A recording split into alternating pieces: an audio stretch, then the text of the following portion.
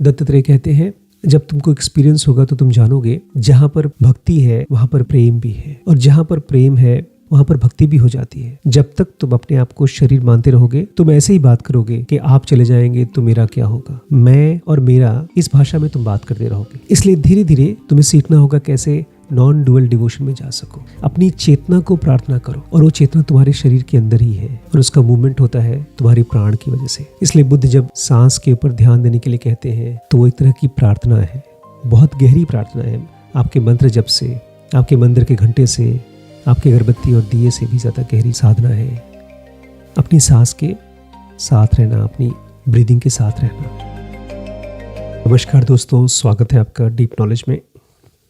आज हम लोग गुरु दत्तात्रेय और परशुराम के बीच की जो बातचीत है त्रिपुरा रहस्य नाम की किताब में, उसमें से ये 4 सवाल लेंगे। सबसे पहला सवाल है, what is the root of this माया।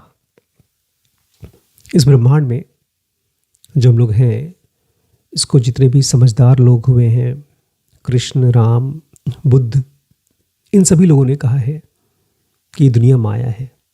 हालांकि बुद्ध ने तो इसको एकदम अलग तरीके से कहा है, अनंता कहा है इसको, कि मैं नहीं हूँ, कि ये ब्रह्मांड मैं नहीं हूँ।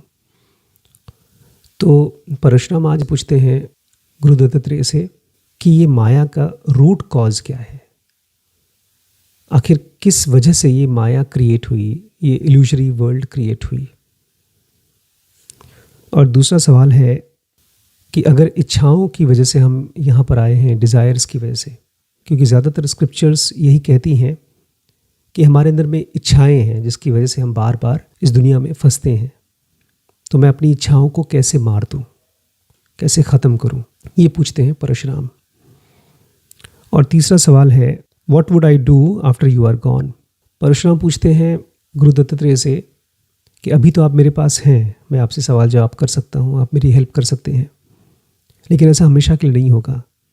एक टाइम ऐसा आएगा जब आप चले जाएंगे, तो उस समय मेरी हेल्प कौन करेगा, मैं क्या करूं उस समय। और लास्ट में परशुराम एक वेदना शेयर करते हैं, अपनी दुख, कि मैं कुछ भी कर लूं, हूं तो एक शरीर ही, एक मॉर्टल, आपकी तरह नहीं हूं। आप तो एक दैविक पुरुष हो, एक महान योगी हो, तो मेरी हालत आप जैसी कभी नहीं हो पाएगी। 4 बातें हैं, 4 सवाल हैं, इसको हम आज कवर करेंगे। और फिर से मैं आपको रिमाइंड करा दूं, ये सुपरफिशियल बातें नहीं हैं। इन बातों के ज़रिए आपके मन में थॉट्स के वाइब्रेशन कम होने चाहिए, लेकिन उसके लिए थोड़ा सा आपको पेशेंस रखना होगा, आपको सुनना होगा ध्यान से। बीच बीच में विचार आपको कहीं ले जाएंगे, आपको वापस आना होगा। दत्तात्रेय कहते हैं, the root maya is love her self, कि इस माया का जो रूट है, अब थोड़ा ट्रिकी चीज़ है, हम लोगों को ऊपर से लगेगा कि बड़ा ख़राब चीज़, कि भगवान अपने आप को तो एक अलग ही जोन में रखते हैं जहाँ पर कभी कोई मरता नहीं है, कभी कोई पैदा नहीं होता, लेकिन हमारे लिए ये मृत्यु लोक बनाया गया है जहाँ पर हम मरते हैं। ऐसा नहीं है। दत्तात्रेय कहते हैं कि जो रूट माया है, जो जड़ में प्राइमरी माया है, वो है लव, खुद love. It is love to be. लेकिन ये लव प्राइमरी लव है, बाकी सब प्यार इसके बाद आते हैं, लेकिन सबसे पहला लव है जो हम सब के अंदर में है। इसको बोलते हैं लव टू बी, होने की इच्छा। इनफैक्ट इच्छा भी नहीं कहेंगे, होने की अर्ज, होने की तृष्णा, होने की चाह, लव टू बी। हर एक व्यक्ति ये चाहता है कि उसकी बीइंगनेस, उसका प्रेजेंस कंटिन्यू करे, और ये किसी ने बनाया नहीं है ऐसा। कोई मैट्रिक्स में कोई आर्किटेक्ट हो और उसने सब कुछ बना करके आपको उसमें डाल दिया हो, ऐसा नहीं है। ये वर्ड बार बार आता है पूरी किताब में, स्पॉन्टेनियस, कि ये जो लव है वो स्पॉन्टेनियसली क्रिएट हुआ है, किसी ने किया नहीं है जानबूझ के। इसलिए अपने दिमाग में से विचार को छोड़ो कि कोई और रिस्पॉन्सिबल है मेरे बंधन के लिए, इस माया में मेरे फंसने के लिए। और ये प्रोसेस अनंत काल से चल रहा है और चलता रहेगा। कौन सा प्रोसेस? कि जो बीइंगनेस है वो कंटिन्यू करना चाहती है, वो शाश्वत रहना चाहती है, होना चाहती है। एक तरह से देखा जाए तो जो हम प्यार एक्सपीरियंस करते हैं, भाव एक्सपीरियंस करते हैं, वो उसी प्राइमरी भाव का एक शैडो है। हमारा प्यार कंडीशनल होता है, कोई हमको देता है तो हम उसको देते हैं, लेकिन जो प्राइमरी लव है वो कभी ना ख़त्म होने वाला है और वो अनकंडीशनल होता है। गुरुदत्त कह रहे हैं कि लव में से लव निकलता है। तो ये ब्रह्मांड केवल माया नहीं है, ये एक एक्सप्रेशन ऑफ लव भी है, प्रेम का एक्सप्रेशन भी है। और एक बड़ी मिस्टिकल चीज़ कहते हैं आज से हज़ारों साल पहले। गुरुदत्त कहते हैं, परशुराम तुम मुझे भी सुन रहे हो, और इस बातचीत को आज के बाद कई सौ सालों तक, कई हज़ार सालों तक लोग सुनेंगे, बहुत से लोग सुनेंगे। तो जिस वजह से वो सुनेंगे वो भी प्रेम है। इस बात को सुनने के लिए कोई किसी को मजबूर नहीं कर सकता, और ऐसी बातें मजबूरी में समझ में भी नहीं आती, ये केवल प्यार से समझ में आती हैं। इसी चीज़ को कृष्णमूर्ति ने अलग तरीके से कहा है। वो कहते हैं कि अगर दो लोगों को, एक गुरु है और एक शिष्य है, और इन दोनों को आपस में कुछ सीखना है, कुछ कन्वे करना है, तो दोनों के बीच में एक रिलेशनशिप ऑफ लव होना चाहिए। इसीलिए अगर मैं आचार्य प्रशांत के बारे में कुछ कहता हूँ, उसमें से कोई बात किसी को ख़राब लग जाती है, तो लोग कमेंट सेक्शन में लड़ने के लिए आ जाते हैं। वो उनका प्यार है उस गुरु के लिए। तो जब भी इस दुनिया में कोई इस ज्ञान को सुनेगा या कोई भी एक्टिविटी कर रहा है, तो उसमें एक तिनका प्यार का है, वो प्यार की वजह से है। तो जो प्राइमोर्डियल माया है वो है ओशियन ऑफ लव। ये समंदर है, प्यार का समंदर, जो केवल धरती पे नहीं फैला हुआ है, जहाँ जहाँ तक हम इमेजिन कर सकते हैं वहाँ, और उसके भी बियॉन्ड फैला हुआ है। तो जिसको हम माया कहते हैं वो एक तरह से समंदर है प्यार का। जिस क्षीर सागर में भगवान विष्णु आराम करते हैं, वो सागर है ओशियन ऑफ लव, प्रेम का सागर। लेकिन जब मैं प्रेम कहता हूँ तो ये इमेजिन मत करिएगा जिसको हम लोग इस दुनिया में जीते हैं, ये इसी का और प्योर वर्जन है। तो एक तो है प्राइमोर्डियल लव, लेकिन जब वो एक व्यक्ति के साथ फंस जाता है, लव जब इस बॉडी के साथ फंस जाता है, तो क्रिएट करता है अटैचमेंट। इस ब्रह्मांड में सारे एक्शंस लोग करते हैं क्योंकि वो सेल्फ को प्यार करते हैं, लेकिन कारण है प्यार। और जो इंसान इस बात को समझ जाता है, उसका इस सांसारिक चीज़ों के साथ अटैचमेंट ख़त्म होने लगता है। मेरे पास एक पेन है, उसको मैंने ऐसे बंद कर दिया, ऐसे खोल दिया। एक छोटे बच्चे को लगेगा एक मिरेकल है ये, और इसी पेन में से एक कोना है जो लिखता है, और कुछ पॉइंट के बाद इसकी स्याही ख़त्म हो जाएगी और ये पेन लिखना बंद कर देगा। लेकिन जिसको पता है वो इस कलम को खोल सकता है और इसके अंदर की रिफिल बदल सकता है, लेकिन ये केवल वही कर पाएगा जिसको पता है। आमतौर पे जिनसे हम मिलते हैं, ज़्यादातर लोग वो एक तरह से स्वार्थ की ज़िंदगी जीते हैं, लेकिन उनको पता नहीं है कि वो स्वार्थ क्यों है। इसलिए उनको लगता है कि जो हो रहा है वो सही हो रहा है। जब कोई चोर चोरी करता है या जब कोई किसी को धोखा देता है, तो उसमें स्वार्थ निहित है, और उसको ये भी नहीं पता कि स्वार्थ क्या होता है। ये थोड़ा सा समझिए। आप आंख बंद करिए तो सब कुछ काला दिखाई देता है। अगर आप जिंदगी भर आंख बंद करके रखें तो आपको ये भी नहीं पता चलेगा कि काला है, क्योंकि काले को समझने के लिए आपको एक कॉन्ट्रास्ट चाहिए, एक ब्राइटनेस, एक सफ़ेद चाहिए। इसलिए जब कोई आदमी स्वार्थ और स्वार्थ को जीता है, उसको पता ही नहीं चलता है कि वो स्वार्थी है। वो ज़रा सा कॉन्ट्रास्ट जब मिलता है, जब उसको एहसास होता है, अच्छा मैं इसलिए अपने आप को बचाने की कोशिश कर रहा हूँ क्योंकि मैं अपने आप से प्यार करता हूँ, जैसे ही आपको ये समझ में आएगा, आप थोड़ा सा डिटैच्ड हो जाओगे। ये ठीक ऐसे ही है जैसे आपने ज़रा सी आँख खोली, एक झलक पाया रोशनी का, अब आप दोबारा अंधेरे में रहेंगे तब भी इस रोशनी को भूल नहीं पाएंगे। और जिस दिन आपका अटैचमेंट इस सांसारिक चीज़ों से अलग हो जाता है, ख़त्म हो जाता है, आप देखेंगे आपके और इस संसार के बीच में कोई डिफरेंस नहीं है। और ऐसा इसलिए है क्योंकि ये दुनिया तुम्हारे ही कॉन्शियसनेस की लाइट में क्रिएट हुई है।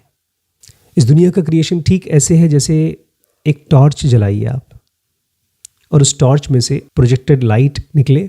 जैसे थिएटर में आप फिल्में देखते हैं तो एक प्रोजेक्टर में से लाइट निकलती है और स्क्रीन पे प्रोजेक्ट होती है। ठीक ऐसे ही ये ब्रह्मांड हमारी ही चेतना के लाइट में से क्रिएट हुआ है।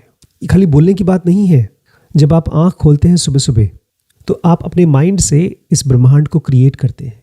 सब कुछ आपके सामने है, लेकिन उसी में आप रंग भरते हैं। कोई चीज़ आपके लिए बहुत कीमती है और किसी चीज़ को आप घृणा करते हैं। इसी तरह से हम ब्रह्मांड क्रिएट करते हैं। तो बहुत गहरे में हमारे ब्रेन में, हमारी मेमोरी में जो वासनाएं हैं वो हमारी चेतना के साथ मिक्स्ड होती है और वो क्रिएट करती है ये ब्रह्मांड, ये माया। तो रूट कॉज क्या है इस माया का? Primordial love. लेकिन फिलहाल जो हम एक्सपीरियंस कर रहे हैं वो उसी का एक रिफ्लेक्शन है, एक छाया है। अगला सवाल पूछते हैं Parshuram, how do I kill my desires? मैं समझ गया मुझे डिटैच होना है, तो मैं अपनी इच्छाओं को कैसे मारूं? गुरुदत्त कहते हैं जब तक तुम्हारे पास सेल्फ नॉलेज नहीं है, अपने बारे में ज्ञान नहीं है, तब तक ये ठीक है कि तुम मंदिर में जाओ और प्रार्थनाएं करो। लेकिन एक साधक को जब अपने डिज़ायर्स के साथ काम करना है तो उसको मारना नहीं है, उसको कॉन्सेंट्रेट करना है। जैसे दूध में से मक्खन निकलता है और मक्खन में से घी निकलता है, ऐसे ही तुम्हारे अलग अलग वासनाओं में, अलग अलग डिज़ायर्स में से सबसे प्योरेस्ट फॉर्म ऑफ डिज़ायर है डिज़ायर फॉर सेल्फ नॉलेज, अपने आप को जानने की डिज़ायर। और इस चीज़ को पाने के लिए बहुत ही स्ट्रॉन्ग डेडिकेशन चाहिए। ये इतनी आसानी से नहीं मिल जाता। अभी रिसेंटली मैं एक वीडियो देख रहा था जिसमें एक बच्चा बोलता है कि मेरे एक मास्टर हैं जिन्होंने मेरे ऊपर शक्तिपात किया और उससे मेरी कुंडलिनी जग गई, और बोल रहा था आज भी जब मैं उसके बारे में सोचता हूँ तो मुझे गूज़बम्स आता है। इतना आसान नहीं है। ये खेल चलते हैं और हमें से बहुत से लोग उस खेल को सच मानते हैं। ये मामला सेल्फ नॉलेज का है। ये कोई और आपको देता नहीं है। आपके अंदर की जब रोशनी जगती है तो वो आपकी रोशनी होती है, कोई और नहीं देता आपको। लेकिन इसके लिए चाहिए आपको स्ट्रॉन्ग डेडिकेशन, बहुत ही स्ट्रॉन्ग वन पॉइंटेडनेस। ये एक ऐसी डेडिकेशन है जिसमें आपके दिमाग में कुछ और होता ही नहीं है। और ऐसे इंसान की लाइफ में धीरे धीरे सारी वर्ल्डली लॉन्गिंग्स, सभी सांसारिक इच्छाएं वो काटता नहीं है, वो धूमिल हो जाती हैं। जैसे कोई बच्चा कागज़ पे अपनी पेंसिल से कुछ लिखे और कुछ सालों बाद देखो तो वो धूमिल हो जाती है। हमारे पास भी इच्छाएं रहेंगी, बट वो इच्छाएं बहुत इम्पॉर्टेंट नहीं रहेंगी, क्योंकि सबसे इम्पॉर्टेंट इच्छा है खुद को जानना हर मोमेंट पे। पहले आपका बड़ा मन करता था कि मैं रेस्टोरेंट में जाके खाना खाऊं। धीरे धीरे वो सारी इच्छाएं कमज़ोर हो जाती हैं, ख़त्म नहीं होती वो, क्योंकि उनकी मेमोरी तो होती है।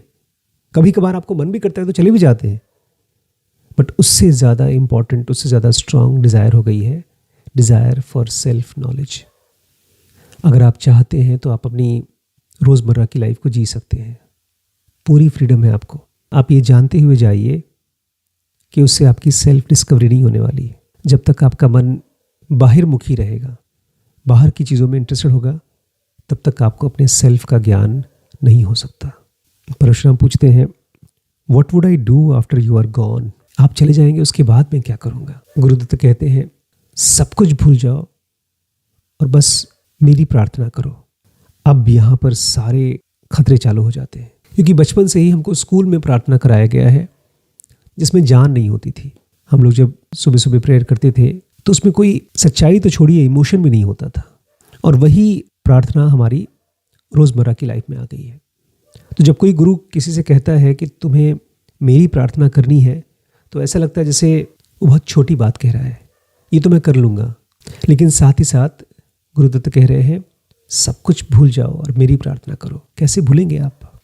इसके लिए भी इंस्ट्रक्शन देते हैं वो कहते हैं, be study with in your self. अपने अंदर में अपनी स्टेट को स्टडी करो, स्थिर करो। दत्तात्रेय कहते हैं, जब तुमको एक्सपीरियंस होगा तो तुम जानोगे जहाँ पर भक्ति है वहाँ पर प्रेम भी है, और जहाँ पर प्रेम है वहाँ पर भक्ति भी हो जाती है। जब तक तुम अपने आप को शरीर मानते रहोगे, तुम ऐसे ही बात करोगे कि आप चले जाएंगे तो मेरा क्या होगा, मैं और मेरा, इस भाषा में तुम बात करते रहोगे। इसलिए धीरे धीरे तुम्हें सीखना होगा कैसे नॉन डुअल डिवोशन में जा सको। अपनी चेतना को प्रार्थना करो, और वो चेतना तुम्हारे शरीर के अंदर ही है, और उसका मूवमेंट होता है तुम्हारी प्राण की वजह से। इसलिए बुद्ध जब सांस के ऊपर ध्यान देने के लिए कहते हैं तो वो एक तरह की प्रार्थना है, बहुत गहरी प्रार्थना है। आपके मंत्र जप से, आपके मंदिर के घंटे से, आपकी अगरबत्ती और दिए से भी ज़्यादा गहरी साधना है अपनी सांस के साथ रहना, अपनी ब्रीदिंग के साथ रहना। लास्ट में परशुराम कहते हैं, but I am just a मॉर्टल, लेकिन मैं हूँ तो शरीर ही। ये सारी बातें सुनने के बावजूद भी मेरे दिल में कुछ बदला थोड़ी। तो दत्तगुरु कहते हैं, अरे अभी तुम्हारे अंदर प्राण है, और जब तक प्राण है तुम्हारे अंदर में तुम्हारा डिवाइन फ्रैगमेंट, तुम्हारा सेल्फ है, लेकिन वो एक दृष्टा की तरह बैठा हुआ है। वो ना ही तो आता है ना ही तो जाता है। और फिर गुरुदत्त याद दिलाते हैं परशुराम को कि तुम शरीर के अंदर हो, तुम शरीर नहीं हो, तुम एक प्योर कॉन्शियसनेस हो, प्योर वाइटल फोर्स हो। ये ब्रह्मांड केवल तुम्हारी कॉन्शियसनेस का लाइट है। उसका जो ओरिजिनल स्टेट है वो है वननेस। और इस बात को तुम याद रखना। और जो सबसे समझदार डिवोटी होता है परशुराम, उसको ये पक्का भरोसा हो जाता है कि मैं शरीर नहीं हूँ। तुम्हारी सारी ज़रूरतें ख़त्म हो जाएंगी एक बार तुम सेल्फ रियलाइजेशन पे पहुँचते हो। उसके बाद नहीं तो तुम्हें इस ब्रह्मांड का राजा भी बना दिया जाए, पूरे संसार का राजा भी बना दिया जाए, तब भी तुम सेटिस्फाइड नहीं होगे। इसलिए ये मत कहना कि मैं केवल एक शरीर हूँ। अपने आप को अपने शरीर के अंदर में महसूस करो।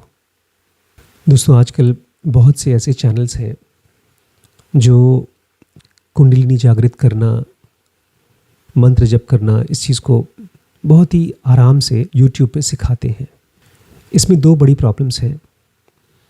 एक तो ये कि इस तरह का विज्ञान तब तक एक आदमी प्रैक्टिस नहीं कर सकता जब तक उसको खुद सेक्शन 2 भी तक नहीं पहुंच गया, जब तक खुद वो मेंटली बहुत स्टेबल नहीं हो गया।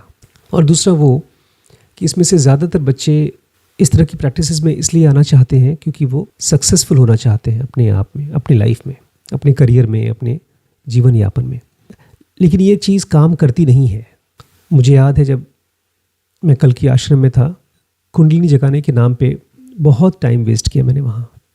कुछ एक्सपीरियंसेस भी हुए, लेकिन उससे लाइफ में कोई ट्रांसफॉर्मेशन नहीं हुआ। तो मुझे लगता है कि जितना हम कुंडलिनी के बारे में सोचते हैं उतना ही हमको नकली एक्सपीरियंसेस क्रिएट हो जाते हैं।